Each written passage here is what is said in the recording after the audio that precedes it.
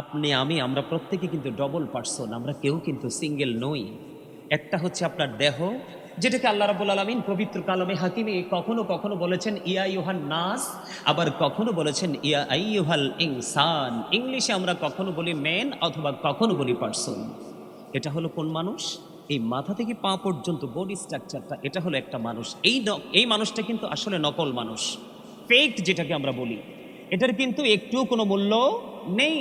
এই মানুষটার ভিতরে আরেকটা মানুষ আছে, যেটাকে ইংলিশে বলা হয় সোল, আরবিতে বলা হয় রূহ, বাংলাতে বলা হয় আত্মা। আল্লাহ বলেছেন সে the soul is the order of my Lord.